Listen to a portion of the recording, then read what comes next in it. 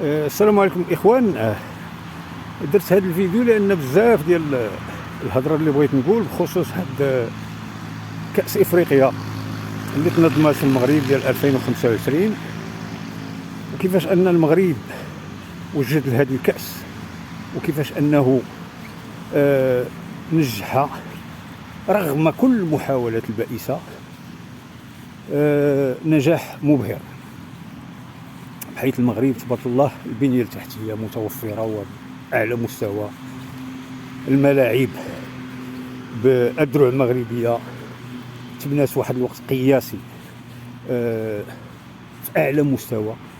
بزاف ديال المسائل اللي حنا ما عارفيناش كانت تدور كيعرفوها الناس الاخصائيين والتقنيين اللي كانت ساير هاد البنيه وهاد الملاعب.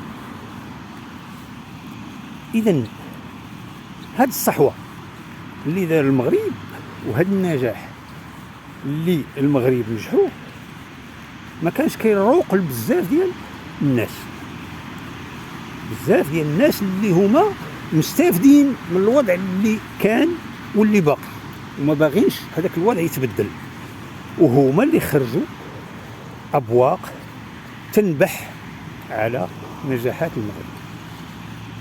ماشي حتى بدات الكاس لا قبل، وكاين اللي حتى بدات الكاس وكاين اللي حتى الاخر محطه ديال الكاس. وغادي نوضح هادشي لان ما وقع للمغرب في كاس افريقيا 2025 اللي تنظمات في المغرب واللي شهدت مدينه الرباط النهائي ديالها ما بين المغرب والسنغال، اعداء النجاح والحقودين والحساد الذين يريدون من المغرب ألا يرقى إلى هذه المرتبة التي هو فيها الآن ولا يزال يصعد، بل يريدونه أن يبقى كما هم ملتصقون بالأرض أو على الحديد كما يقول أولئك المصريون. وأنا جايهم هما الكاميرونيين جنوب إفريقيا واحد شوية. وعلاش واحد شوية؟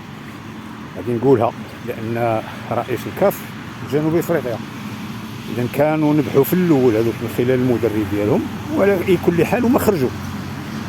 إذا اللاعبين الأساسيين اللي كانوا في هذه المعركة اللي تشنات على المغرب بالدرجة الأولى الجزائر، النظام العسكري الجزائري اللي كان من اللي تعين القجع ولا على رأس الجامعة الملكية المغربية لكرة القدم، وبدات تتحقق النجاحات وهما تينبحوا على القجع وحنا كنضحكوا، وهما تينبحوا على القجع وحنا تنضحكوا، وهما طالقين جيوش ماشي جيش، جيوش عدة خلايا في السوشيال ميديا تيضربوا في القجع كولاسة مرتشي كذا.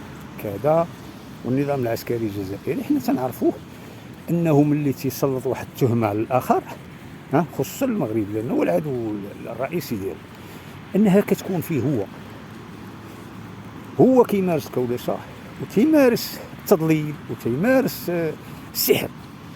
السحر هو التضليل، هو تغيير ادراك وتغيير الوعي، تغيير الادراك وتغيير الوعي.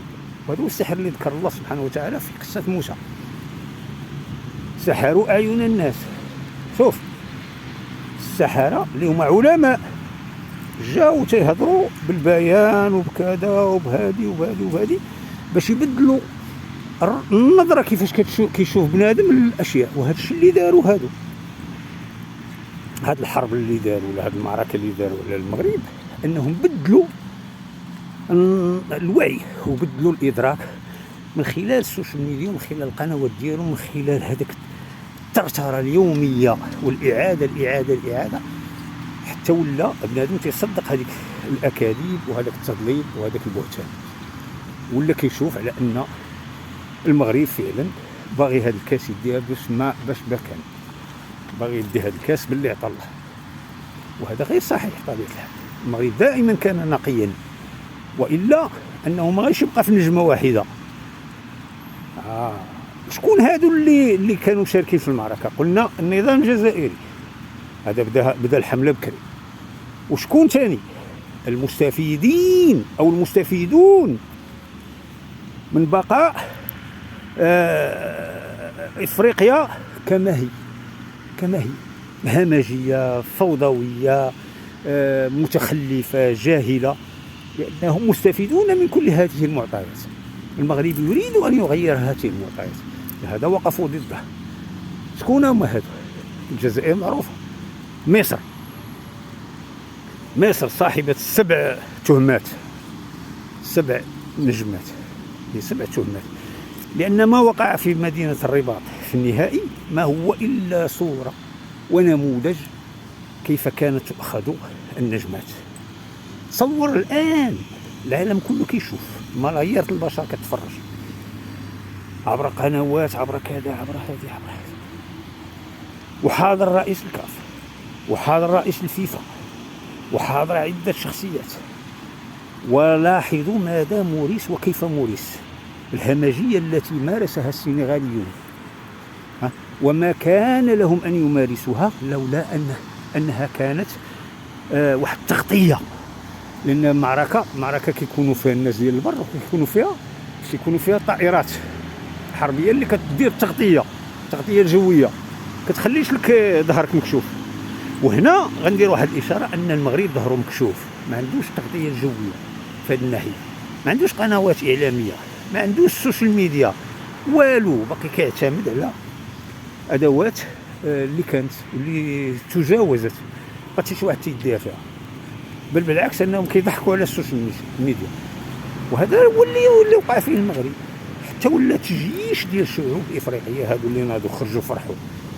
علاش فرحوا؟ كيقول لك لأن المغرب كان باغي يسرق هذا الكاس. لاحظوا، كان باغي يسرق هذا الكاس، وأن الله سبحانه وتعالى أنصف السنغال التي كانت داخلة في هذه المعركة.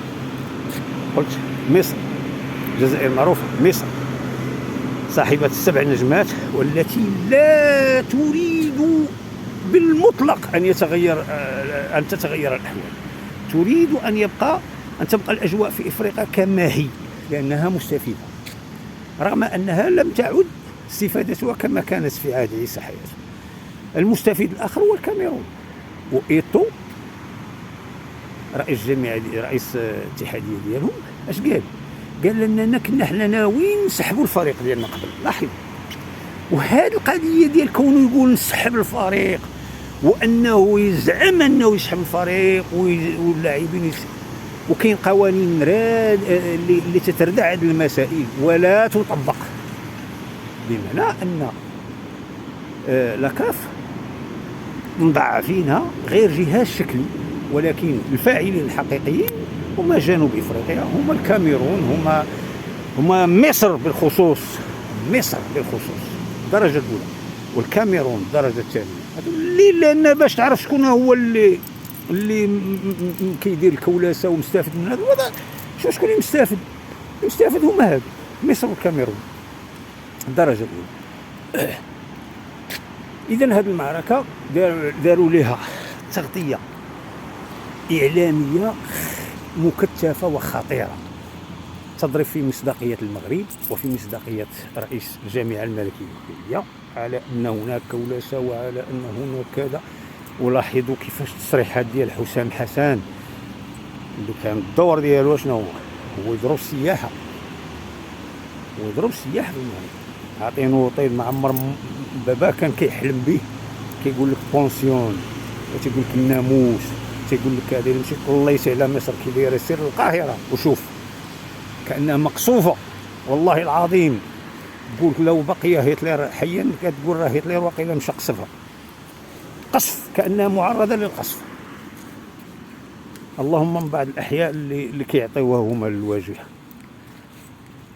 المغرب ديالنا حنا الحمد لله غادي. اذا مصر ثم الكاميرون صاحبة 5 تهمات، 5 نجمات، وكان عيسى حياته منهم، وراه كان كياخذ بنفس الطريقة، ماشي تماما ولكن بنفس الطريقة، أي أنها كتكون مخطوفة مسروقة، بحال اللي تسرقت هذا الكأس من المغرب. والمغرب ما قدر يدير والو. هما جاو سرقوه وحنا ما قدرنا نديرو والو. عندنا ضرب الجزاء، الهدف اللي ماركوه هما والتراغا كان خطأ باين على أشرف حكيمي، صفروا الحكم واللاعب مشى سجل وبدا تيحتج. اش كتحتج اخويا؟ سير رجع شوف اللقطه. المدافع شد ابراهيم دياز انتف ليه عنقو لاحو الله، ضرب جزاء باينه. لا غادي نخرجوا. علاش خرجوا؟ لان عارفين ان الكاف مريضه عيانه واللي ممرضينها هما اللي مستافدين منها، ما باغينش الامور تغير. اذا هادو مصر، الجزائر، كاميرون، هادو مشاو بالتغطيه الاعلاميه، السوشيال ميديا وسحروا اعين الناس، بمعنى غيروا نظرتهم الى المغرب ووعيهم الذي كان راسخا عندهم تجاه المغرب، ولاو هما اللي نزهاء، هم اصحاب تهم. والفيديوهات راها باقا، وكنشوفوا مصر كيفاش كتدي لا منتخبا ولا فرقا، كيفاش كانوا كيديو الكؤوس، وحتى بعض المنتخبات والفرق الافريقيه الاخرى اصحاب البشره السوداء، انهم كانوا كيديو الالقاب هكاك صحه بحال اللي داو هذا صحه. راك كتشوفوا كيفاش خرجتي والحكم فاش يصفر ما صفرش، يعني قالوا لي صافي حنا هذا الكاس مابقيناش بغيناها، لان حتى من ناحيه ان الكاس اذا خاض المغرب من خلال اللاعب كان غادي يتباع، او من خلال ضرب الجزاء. لو نفذ ابراهيم دياز ضرب الجزاء ماشي مشى لحل الحارس، لان جات التعليمات باش يلوح الحارس، لو نفذها وسجلها سيصفر الحكم مباشره لان الوقت سالا. كانت غادي تكون واحد الحمله مسعوره اكثر واكثر واكثر واكثر. وبالمناسبه هذيك القنوات اللي كانت كدير تغطيه في هذه المعركه، القنوات المصريه كلها كانت تمدح المغرب وتشكره قبل، لكن ملي قربت قبل اشهر عن انطلاق الكان بدات تشتغل، بدات هذوك البياس ديالها بداو كيشتغلوا شويه بشويه شويه بشويه شويه بشويه، وكانوا غادي يوصلوا للاوج ديالهم لو كان المغرب دا الكاس. والمغرب كان خصو يديه وغادي يديه بطريقه مشروعه. ولا لاحظتوا حتى ملي تنفذات ضربه الجزاء الحارس كان خارج على الخط، والحكم ديال الشوط ما كانش واقف اليني معاه، كان واقف لان كل شيء صافي، كل شيء الحكام اقتنعوا ان المغرب ما خصوش يربح. بحال المغرب قال لهم انا هذا الكاس ما غاديش نربحها، لانه كيشوف على انه داكشي اللي جا اللي عاد فاق. نقولها صراحه، المغرب كان كيشوف هذه الحمله وما كان مغمض عليها العين كانها غير مهمه. الناس خدامه تشتغل، حنا ما عندناش السوشيال ميديا، هذا الجيش ما عندناش حنا. شوف نزلوا لكم مستوى صغير بزاف، ولكن قضاو به الغرض، لان ما قدروش عليك في المستويات الكبرى. نزلوا لك المستوى ما عرفتش شنو هو مستوى ياء، نزلوا ليه، لان السوشيال ميديا راه ساحه خطيره باش تضرب الادراك وتضرب الوعي ديال الناس. كلشي ولا كياخذ منه وكيستمد منه وتيتسقى منه وتياكل منه وتيشرب منه السوشيال ميديا. اذا هذه المعركه هكا بقات، هذوك داروا تغطيه الجويه بحال اللي قلنا، التغطيه الاعلاميه. السنغال دارت راس الحربه، هي اللي لعبت راس الحربه، وهذا هو الخطير. يعني الناس مفكرين وبذكاء، ماشي كان داكشي عشوائي. كيفاش السنغال وعلاش السنغال بالضبط؟ لان السنغال تنعتبروها حنا لا نظام ولا شعب مغربي، تنعتبروها على انها خوتنا، احبابنا، حلفاء ديالنا، تيجانيين الى اخره الى اخره. ما كناش ننتظروا حنا انهم غادي، ولكن دا كيتضح داكشي من خلال التصريحات ديال المدرب ديالهم. هذاك المدرب ديالهم اللي كان جا ودار تكوين هنايا في المغرب وخرج مع شهاده ولا شواهد ولا لا اعلم الله. اش قال هذاك المدرب؟ غادي يدخل الجزائر، قال لك ان شان الجزائر، لاحظ اش جاب هذه اش جاب الشان ديال الجزائر. احنا عارفين كلنا شان الجزائر كيفاش داز دوك الطوميسات اللي كانوا تيركبوا فيهم ديال المحابسيه وديك الروينه وفي الحقيقه داكشي اللي كيليق للافارقه، لانهم هما هكا كينتعشوا، هكا كيتزرع فيهم هرمون السعاده، ما تيبغيوش الرقي وتستقبلهم بفوطيلات ضخمه وتوفر لهم تيران. لا، الانسان اللي مولف تكرفيس وعاش في التكرفيس وكبر في التكرفيس وفي الهمجيه راه صعيب انه يتاقلم لك معاه. واش شفنا في افلام فين هذاك كروكوديل داندي راه كان عايش وسط مع التماسيح ومع الحيوانات في الغابه، ملي مشى للمدينه داخل. لان هادو ملي جاو صابوا داك الشيء راقي ومتطور ومتقدم، والمغرب اجتهد باش يوفر لهم كل سبل الراحه النفسيه والجسديه و قال لك اسيدي الشان ديال الجزائر كان صابوا فيه الراحه اكثر من الكام ديال المغرب. هنا ملي قال هذا التصريح راه بان، راه بين راك شوف اللعبه كامله. كيقول لك انا راني جزء من مؤامره ضد المغرب، معركه راه داخله فيها الجزائر وشرق الجزائر، وداخله فيها مصر، وداخله فيها جنوب افريقيا ولكن خرجت، وداخلين فيها دول اخرى، وداخله فيها حتى السنغال بالاساس كراس حربه اللي غادي تبرز في الفينال. لاحظوا شنو داروا، يعني انسحاب باش يضربوا لك التنظيم وتكون واحد الضجه اعلاميه خطيره في العالم كامل، وينسفوا لك كاع داك المجهود اللي درتي. وفي نفس الوقت ناضوا تيحرضوا في الجماهير ديالهم باش يديروا الشغب، وهذوك المشجعين شتو كيديروا كل واحد كيدفيل. هذوك ماشي مشجعين، انا كنقول هذوك جايبينهم خصيصا لهاد الحاله هذه، ان يمكنش يكونوا هذوك مشجعين، لان الا ضربتي فيهم مزيان وحققتي فيهم راه كيبان لك غا الفيل حدا خوه، جايبين صحاح وطوال ديال التمرميد جايبينهم باش يديروا هكا. وراه شفتوا الحاله كيفاش رجعوا هذيك البلاصه اللي كانوا مريحين فيها، كيفاش دمروها بحال ما عرفتش كيفاش نسميهم، والله الا حيوانات اللي احسن منهم قسما بالله، حيوانات وما يديروش كاع. اذا المغرب صاب راسو على انه قدام واحد المؤامره اللي ما كانش حاسب لها. كيفاش انا وفرت لهم كل شيء ودرت لهم كل شيء وهما شوف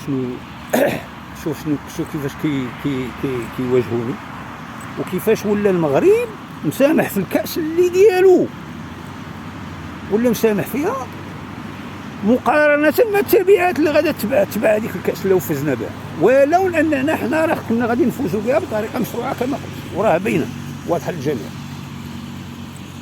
وما نساوش واحد اللاعب اخر اللي هو فرنسا. خصنا نساو فرنسا راه باقا عندها الحلاق من المغرب، ما تنساش المغرب شنو دار، راه جرى راه كاع البلاصه ديالها في افريقيا راه شدها المغرب، ما تنساهاش. شوفوا القنوات الفرنسيه شنو كانت تقول، وكيفاش كانت كتوري اللقطات، وكيف شنو هي المسائل اللي كانت كتسلط عليها الاضواء، وعلاش كانت كتغافل. كيقول لك ان الفوز ديال السنغال بحال المصريين كلهم يتماهون، قال لك فوز مستحق، شوف فوز مستحق. داكشي كله ديك الهمجيه كلها وداك الانسحاب اللي كان خاص الحكم يصفر قانونيا، خاصو يصفر، وهذا بند في القانون ديال الكاف، خاصو يصفر ويعلن انتصار المغرب. ولكن المغرب صافي، هو من المغرب ملي دخلوه في البيلانتي الساعه مابقاش باغي مابقاش باغي الكاس، لان عرف شنو كاين وعرف التبعات ديال هادشي. لان حتى الهدف اللي ماركات السنغال في الاشواط الاضافيه راه كان خطا على الحكيم، راه المهاجم جا دار الحكيم هكا لاحو ولا خرتيره وداز الكره من المكان اللي كان واقف فيه حكيم. صافي الحكم تا هو راه ما بقاش هذيك الساعه غادي يدخل لي رفاض ولا شي، صافي الحكم راه كلشي تزعزع، كلشي تخدر.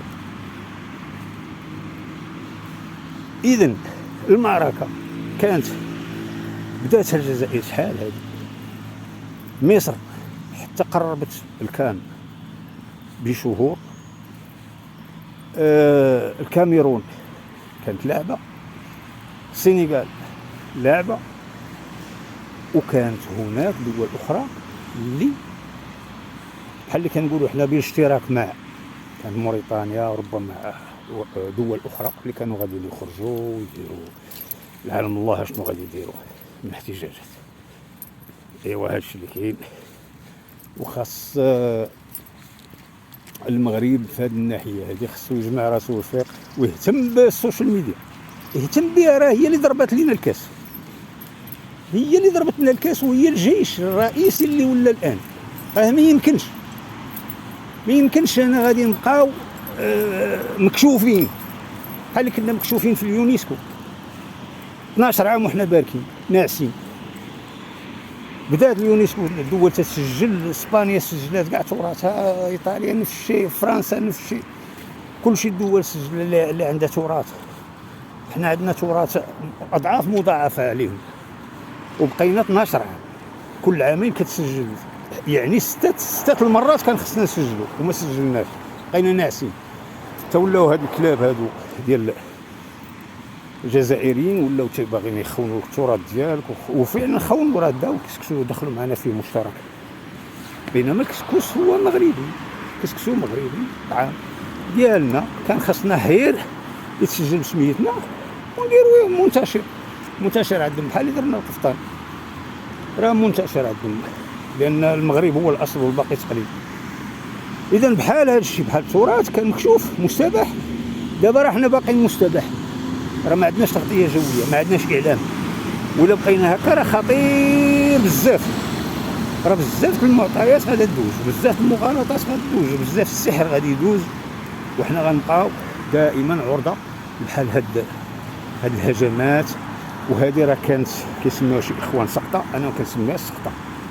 لا، هي اكبر من سقطه، بلا ما نقول المصطلح اللي هذه كانت ذبحه تذبحنا فيها، تذبحت فيها 40 مليون ديال المغاربه، نغصت فينا الفرحه، تذبح فيها الفريق الوطني، نغصت فيهم الفرحه. هذوك الوليدات مساكن اللي جاو تيلعبوا وكذا، واحد فلقوا ليه راسو عينيه دمايه وديزه. علاش هادو ما يفرحوش بالكاس؟ علاش تمشي لهم الكاس بهذاك الشكل؟ كيفاش غادي يكون الاحساس ديالهم هما تيشوفوا انهم على مرمى حجر من الكاس وما تيديوش؟ اذا هنا خاص اعاده النظر وخاص التفكير. والغريب والعجيب، يا سلام، ان الرئيس السنغالي خرج حتى داو الكاس وداو واحد الاستقبال همجي فعلا. راه شوفوا الاستقبال ديال الفريق، الشعب كيدير، اجواء كيديروا، الشوارع كيديروا، داكشي كيبغيو هما. المجمل كيبغي يبقى مجمل، ما عمرو يبغي يتنظف ويبغي يعود بنادم. عشنا الدار وشدوا الكاس احتفلوا به وكذا وهذه بهذه الطريقه بحال اللي قلت. ناض خرج دار واحد الخطاب يطبطبوا فيه على المغرب والمغاربه وعلى الملك وعلى المملكه الشريفه. ياكس ولا ما نحن كاع حتى لهاد الدرجه، زعما حنا حتى لهاد الدرجه تجي تذبحنا وتخلينا نتركلو وتمشي وتفرح حتى وتنشاط مع راسك، وشاركتي في مؤامره، كنتي حتى هو راس الحرب ديالها السامه، وتخلينا هكاك في هذيك الحاله وتجي وكنتي باغي ترول لينا الحفله وخطفتي لينا الكاس وقلنا المملكه الشريفه. السلام عليكم.